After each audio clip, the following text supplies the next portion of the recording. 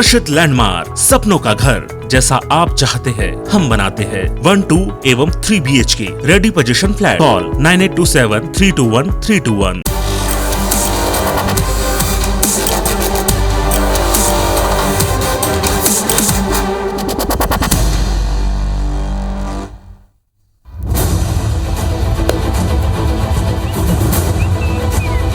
दो अक्टूबर 2014, राजपथ, नई दिल्ली। अगर हम सब मिल करके इसको एक जन आंदोलन बनाएंगे तो मैं नहीं मानता हूं कि दुनिया के साफ सुथरे शहरों में, देशों में हमारा नाम नहीं होगा। हम भी उस जगह को बना सकते हैं। प्रधानमंत्री बनने के बाद नरेंद्र मोदी ने स्वच्छ भारत का सपना देखा और इसे साकार करने के लिए 2 अक्टूबर 2014 को स्वच्छ भारत अभियान की शुरुआत की। देखते ही देखते स्वच्छ भारत का अभियान एक राष्ट्रीय आंदोलन में बदल गया। देश का हर वर्ग इस मिशन में जुट गया। लेकिन पीएम मोदी की बातों का सबसे अधिक असर मध्य प्रदेश की आर्थिक राजधानी इंदौर में दिखा। 2014 तक इंदौर शहर स्वच्छता रैंकिंग में 149वें स्थान पर था। इसके बाद नगर निगम और शहर वासियों ने लगातार स्वच्छता की ओर कदम बढ़ाया और इसका नतीजा 2017 में सामने आया, जब स्वच्छता रैंकिंग में इंदौर को देश में पहला स्थान मिला। पीएम मोदी द्वारा चलाई गई एक कदम स्वच्छता की ओर मशाल को इंदौर ने 2017 से अभी तक थामा हुआ है। 2021 में स्वच्छता सर्वेक्षण में लगातार 5वीं बार इंदौर सरताज बना है।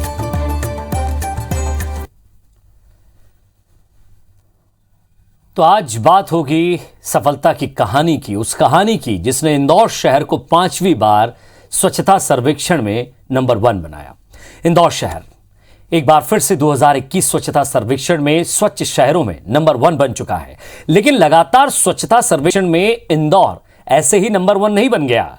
इसके पीछे 5 ऐसे फैक्टर हैं जिसकी वजह से इंदौर स्वच्छता में दूसरे शहरों से आगे है, और उन सभी वजहों को हम आपको बताएंगे जिनकी वजह से इंदौर हर बार बाजी मार जाता है। सबसे पहला फैक्टर है कचरा संग्रहण।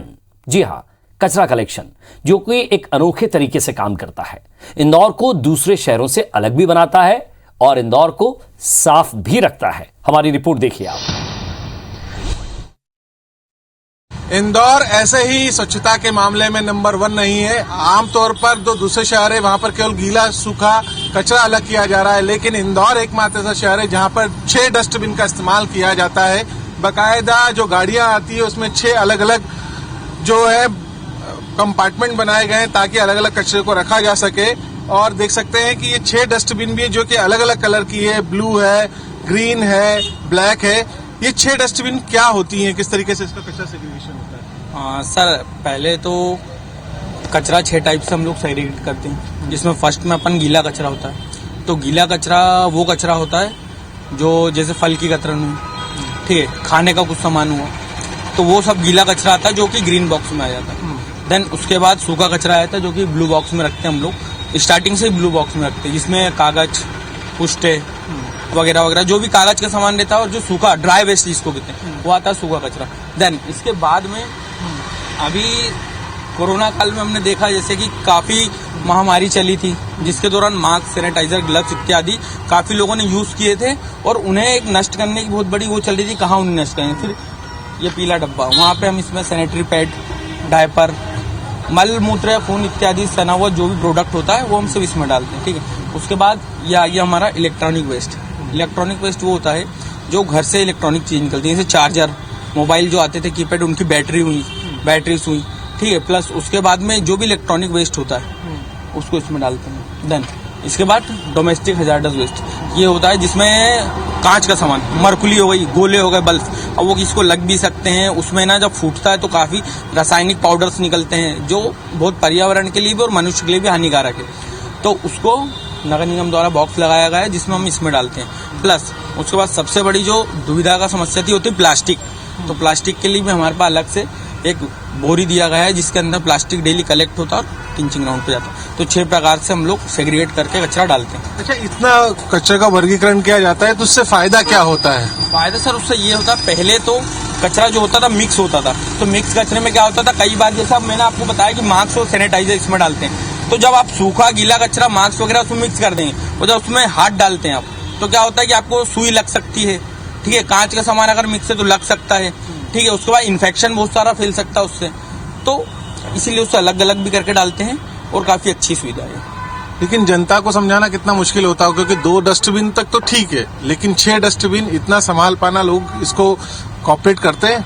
सर कॉपरेट भी करते हैं और हमारे साथ एक टीम काम करती है जो लोगों घर घर, मुझे भी पहले मैं भी 2 डस्टबिन यूज करता था, फिर कई लोग मेरे पास आए, एनजीओ के बंदे आए, कई लोगों ने मुझे भी समझाया कि 6 प्रकार से अब सेग्रीगेशन करो। पहले मेरा भी सवाल था कि मैं डब्बे कहाँ रखूंगा, बट उन्होंने मुझे कन्विंस किया, बताया इन चीजों के बारे में कि सर आपको इससे ये फायदा और इससे ये हानि है। देन फिर मैंने उसके बाद स्टार्ट किया और मुझे काफी अच्छा एक्सपीरियंस रहा इन सब चीजों का। तो बिल्कुल निश्चित तौर पर यदि घर से उठने वाला कचरा 6 तरीके से उठता है, अलग अलग वर्गीकृत होकर जाता है, तो इसको बेहतर तरीके से सेग्रीगेट किया जा सकता है। 4R कॉन्सेप्ट को भी यहाँ पर इस्तेमाल किया जा सकता है ताकि उसका रीयूज हो सके, उसे रिसाइकल किया जा सके, और इसी वजह से इंदौर लगातार स्वच्छता में नंबर 1 है। और यही वो कारण है जो इंदौर को हमेशा सिरमौर बनाकर रखते हैं। जो यहाँ की टीम है, जो यहाँ के कर्मचारी हैं, जो यहाँ के एनजीओज की टीम है, वो लगातार मेहनत करती है और साथ ही साथ जनता का भी सहयोग इन्हें पूरा मिलता है, और इसी वजह से इंदौर हर बार स्वच्छता में नंबर 1 आता है।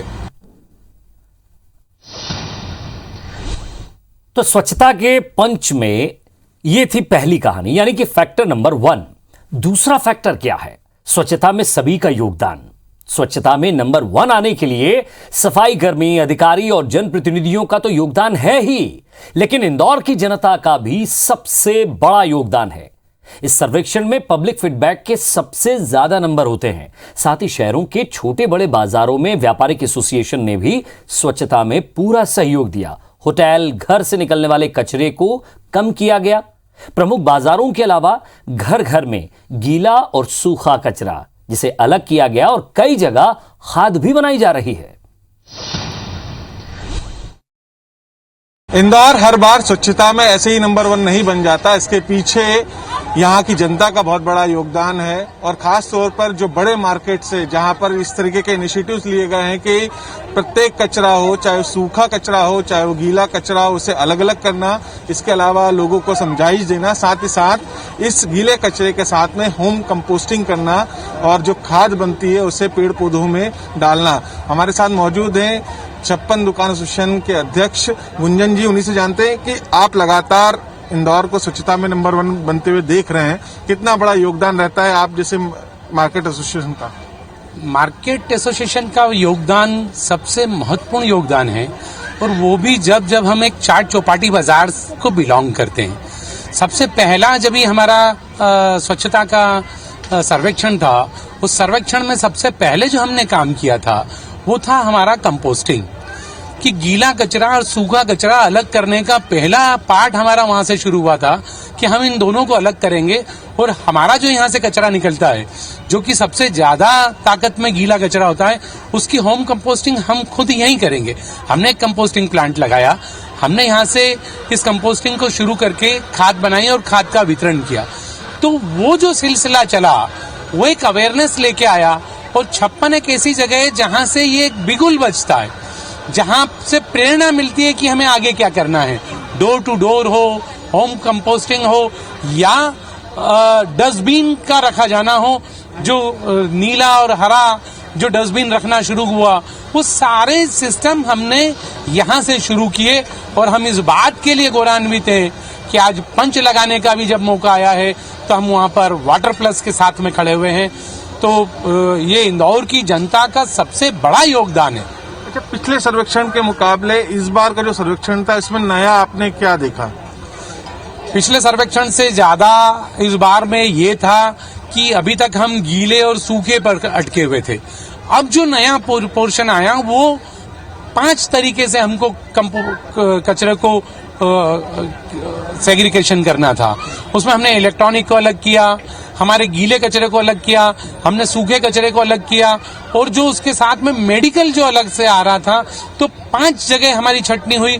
उसके साथ ही सबसे महत्वपूर्ण यह रहा कि कचरे के उत्पादन को कम करना, सिर्फ कचरे को छांटना और कचरे को खत्म करना नहीं, कचरे के उत्पादन पर रोक लगाना। तो वो जो सबसे बड़ा था कि हमने कचरे के उत्पादन को रोक लगाना शुरू किया, यही इसमें महत्वपूर्ण था। और वाटर प्लस का सर्वेक्षण में एक बहुत बड़ा पार्ट होता है पब्लिक फीडबैक का। पब्लिक किस तरीके से अपने वोट करती है सर्वेक्षण को लेकर, और इंदौर की जनता इस मामले में काफी जागरूक है। पब्लिक फीडबैक कितना महत्वपूर्ण रहता है? आप लोगों ने बढ़ चढ़कर हिस्सा लिया था, आपको लगता है वाकई में शहर में काम हो रहा है सफाई को लेकर? बिल्कुल हो रहा है, बहुत अच्छे तरीके से लेवल में हो रहा है। बाहर की पब्लिक आती है, हम उन्हें समझाते हैं कि कचरा आप यहाँ ना करें, हमारा गीला जैसे हम अलग करते हैं, हर चीज हम यहाँ बिल्कुल प्रॉपर तरीके से करते हैं, और बाकी बहुत बढ़िया। हाँ, क्लीननेस नजर आती है आप लोगों को? हाँ, काफी नजर आती है कंपेयर टू बाकी सारे स्टेट्स में, और उसमें से ज्यादा यहाँ अलग अलग फैसिलिटीज प्रोवाइड की, जैसे कि यहाँ पर ये डस्टबिन और हाथ धोने का वगैरह रखा है, जो बाकी सारे जगह पर नहीं होता है जनरली। सो बहुत अच्छा क्लीनिनेस वगैरह है। पब्लिक फीडबैक कितना महत्वपूर्ण रहता है आप लोग? पब्लिक फीडबैक बहुत ज्यादा महत्वपूर्ण रहता है। और हमारा 56 बाजार एक ऐसा बाजार है जहाँ इंदौर के अलावा भी उज्जैन या जयपुर या बाकी भी टीमें आती है, वो देखती है कि भैया 56 मतलब इंदौर वाकई में सुरक्षित साफ सफाई है, वो सभी दूर से। तो 56 एक ऐसा प्लेटफॉर्म है जहाँ मतलब लोग सीखने आते हैं बाकी जगह से। बिल्कुल, जनता का भी पूरा सहयोग मिलता है। और देख सकते हैं कि अभी भी यहाँ पर जो व्यवस्थाएं की गई है, ग्रीन अलग रखा गया है, गीला कचरा अलग है, सूखा कचरा अलग है। और जब कचरा जो ग्राउंड लेवल है, जहां से उसका ओरिजिन होता है, वहीं से अगर उसको सेग्रीगेट कर दिया जाए, वर्गीकृत कर दिया जाए, तो उसके परिणाम काफी अच्छे निकलते हैं। और इसी वजह से इंदौर लगातार 5 सालों से इस सर्वेक्षण में अव्वल वन आता रहा है, और जो व्यवस्थाएं बनी हुई हैं वो लगातार सुचारू रूप से जारी है। इसीलिए इंदौर ने एक बार फिर से स्वच्छता में पंच लगाया है। तो तीसरा फैक्टर क्या है? कौन सा ऐसा कारण है जो इंदौर को नंबर 1 बनाता है? इंदौर में स्वच्छता में पंच लगाने में सबसे बड़ा फैक्टर रहा 4R कॉन्सेप्ट। 4R कॉन्सेप्ट क्या है, इसे जरा समझिए। सामान्य तौर पर देश के दूसरे शहरों में भी अब तक केवल 3R कॉन्सेप्ट यानी 3R कॉन्सेप्ट को अपनाया जा रहा है, लेकिन इंदौर में 4R कॉन्सेप्ट पर काम किया जा रहा है। तो चलिए तफसील से समझते हैं आखिर क्या है 4R कॉन्सेप्ट।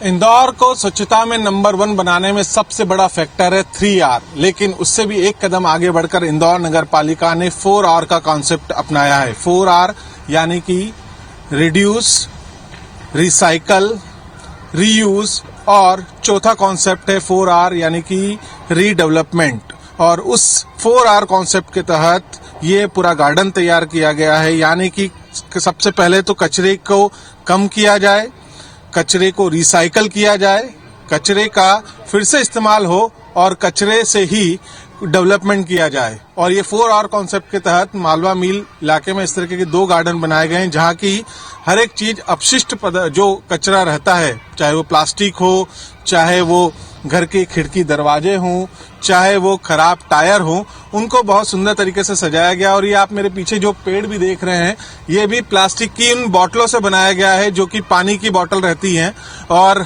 उनसे ये गार्डन बनाया गया। और इसकी देखभाल भी काफी अच्छे तरीके से की जाती है। ये जो गार्डन बना है भाई साहब, इसमें क्या क्या चीजें लगाई गई हैं?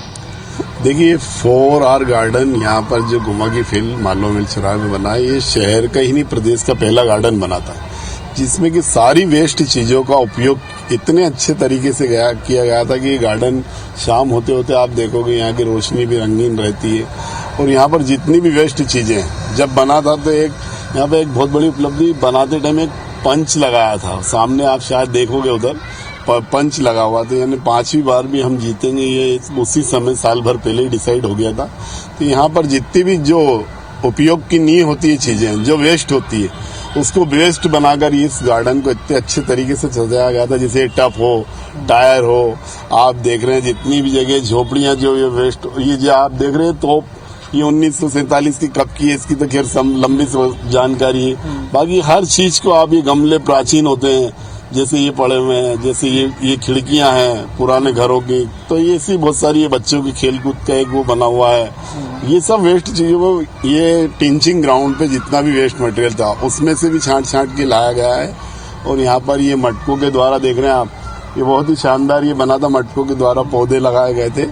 तो ये सब चीजें इसमें वेस्ट चीजों से इतनी सुसज्जित करके इसको सजाया गया है और उसी का परिणाम था कि ये पूरे श्रमिक क्षेत्र में एक मात्र गार्डन था, 4R गार्डन, जिसके लिए हम धन्यवाद देंगे। एक संस्था थी यहाँ पे हमारे NGO जिसने ये सब काम किया था और मात्र 15 दिन में इसको उन्होंने सजा दिया था। बिल्कुल, वेस्ट से बेस्ट बनाने का ये सबसे बढ़िया तरीका है और यहाँ पर समझाया भी गया है कि कचरे को किस तरीके से सेग्रीगेट किया जाए। अलग अलग तरीके से यहाँ पर डस्टबिन रखी हुई है, जिसमें कि साफ तौर पर लिखा हुआ है कि जैसे आप देख सकते हैं कि ये जो ब्लू कलर की डस्टबिन का प्रतिरूप बनाया गया है कि इसमें सूखा कचरा रहेगा, गीला कचरे के लिए ग्रीन डस्टबिन बनाई गई है, जो जैव अपशिष्ट हैं उनके लिए येलो कलर की ये डस्टबिन बताई गई है और जो घरेलू हानिकारक कचरा होता है उसके लिए ब्लैक कलर की यहाँ पर डस्टबिन बताई गई है। तो इस तरीके से जब कचरा पूरी तरीके से वर्गीकृत होकर घर से बाहर निकलता है तो उसका इस्तेमाल बहुत बेहतर तरीके से किया जा सकता है, उसे वेस्ट से बेस्ट बनाया जा सकता है। और ये खुद उसका सबसे बड़ा नमूना है कि ये जो पानी की बोतलें होती हैं जो कि सामान्य तौर पर लोग फेंक देते हैं, लेकिन उसका किस तरीके से इस्तेमाल किया गया है सुंदरता के लिए।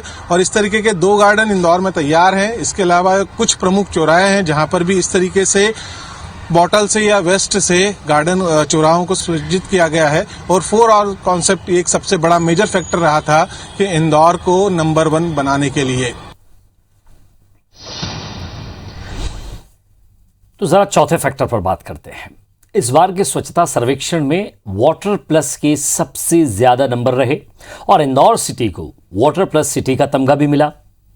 दरअसल करीब 6000 नंबर के स्वच्छता सर्वेक्षण में 1200 से ज्यादा नंबर वाटर प्लस के लिए थे। अब जरा वाटर प्लस को समझिए कि आखिर ये है क्या। नाले नाला जिनकी टैपिंग की गई ताकि सीवरेज का गंदा पानी प्राकृतिक जल स्रोत में ना गिरे।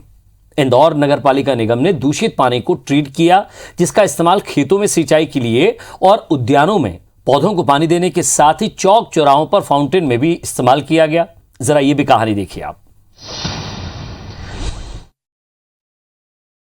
स्वच्छता सर्वेक्षण में इस बार सबसे ज्यादा नंबर थे वाटर प्लस के और वाटर प्लस के साथ ही साथ जो पानी का रीयूज करना है वो भी नगर निगम के लिए एक बहुत फायदेमंद रहा। वाटर प्लस का तमगा तो मिला ही, जिसकी वजह से 1200 से ज्यादा नंबर इंदौर नगर पालिका निगम को मिले स्वच्छता सर्वेक्षण में। इसके अलावा ट्रीटेड पानी का इस्तेमाल, और इंदौर नगर पालिका निगम जो ट्रीटेड पानी है, जो पानी खराब हो जाता है, जो चाहे वो सीवरेज का पानी हो चाहे घरों से निकलने वाला पानी हो, उसे ट्रीटमेंट किया जाता है और उसके बाद उस पानी का इस्तेमाल जो चौक चौराहे वहां पर फाउंटेन में इस्तेमाल किया जा रहा है। इसके अलावा गार्डन्स में इस्तेमाल किया जा रहा है और साथ ही साथ किसानों को भी सिंचाई के लिए पानी दिया जा रहा है। सर, ये पानी किस तरीके से आता है और किस तरीके से आप लोग गार्डन में इस्तेमाल करते हैं? देखिए, ऐसा है जैसे जो सड़क पे पानी इकट्ठा हो जाता है वो यहाँ पर मतलब ट्रीट द्वारा होकर हमारे यहाँ हौद बनाई हुई है पानी की और इसमें सारा पानी इकट्ठा होता है।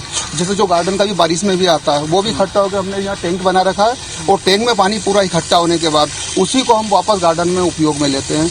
जो भी पानी, जैसे आप ये देखेंगे कि ये बना हुआ है, आप ये देखिए कि जो चेम्बर बना हुआ है एक्चुअल में वो पानी का है। अच्छा। तो वो गार्डन का पूरा पानी उसमें जाता है और जो सड़क से भी आप ऐसा ही हमने सड़क पे भी बना रखा है, वो सड़क का जितना पानी आता है वो इकट्ठा होकर सीधे ये टैंक में आता है और टैंक में इकट्ठा होने के बाद हम ये उसको वापस से रीयूज कर लेते हैं पूरा पानी को। इससे पानी के वेस्टेज भी कम होता होगा आपको, नया पानी मतलब अपने को साफ पानी की आवश्यकता नहीं पड़ती है। जो खराब पानी होता है, जो जैसे बारिश का आता है सड़क पर से इकट्ठा होता है, तो उसी पानी को ट्रीट करके रीयूज हो जाता है यहाँ पर।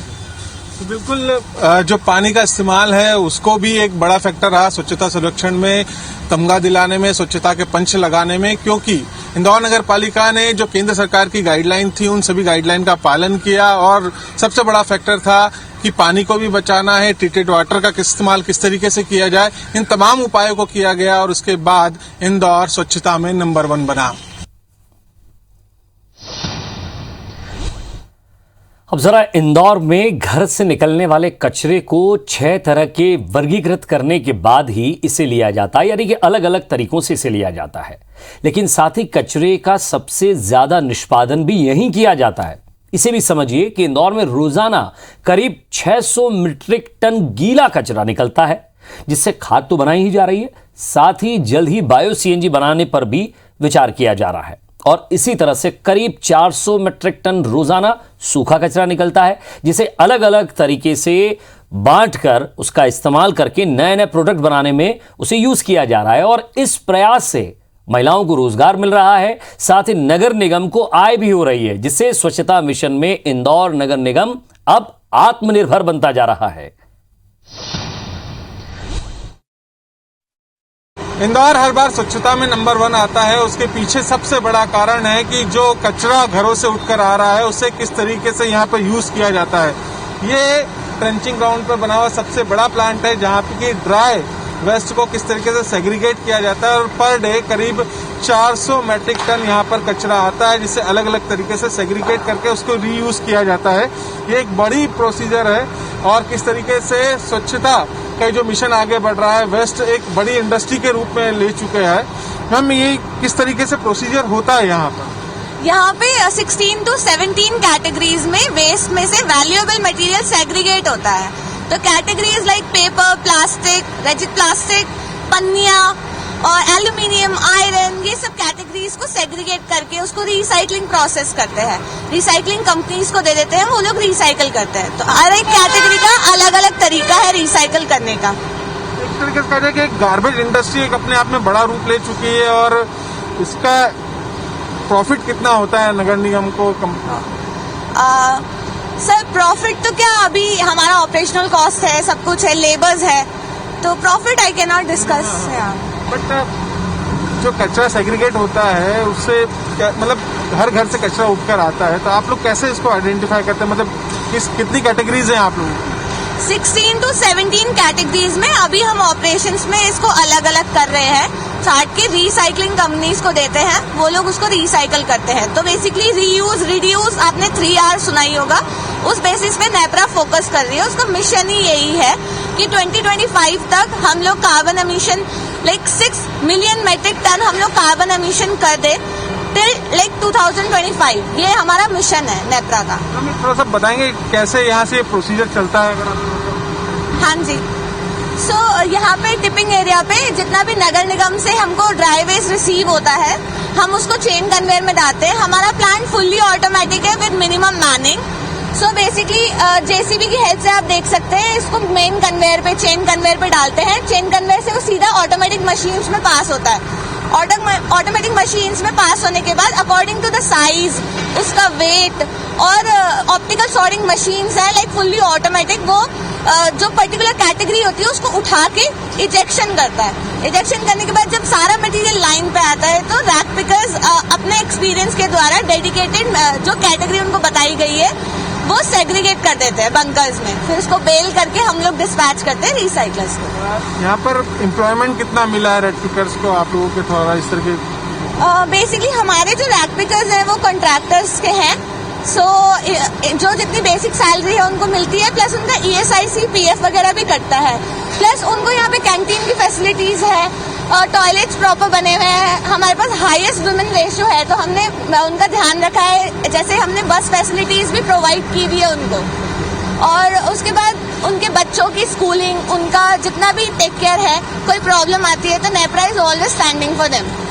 प्लांट और कहाँ पे आपने लोगों ने डेवलप किए हैं? सो नेप्रा रिसोर्स मैनेजमेंट के 3 प्लांट गुजरात में है, this is the 4th one, and इनका 5th प्लांट पूना में बना है।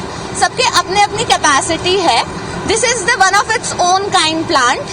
ये 400 metric ton per day capacity है इसका। हम लोग रोज इतना कचरा प्रोसेस करते हैं। अदर प्लांट है और इंदौर के जो प्लांट है इसमें कुछ डिफरेंशिएट है क्या? यहाँ पे आपको जो कचरा है, जो गार्बेज है, वो कितना सेग्रीगेट होकर मिलता है यहाँ?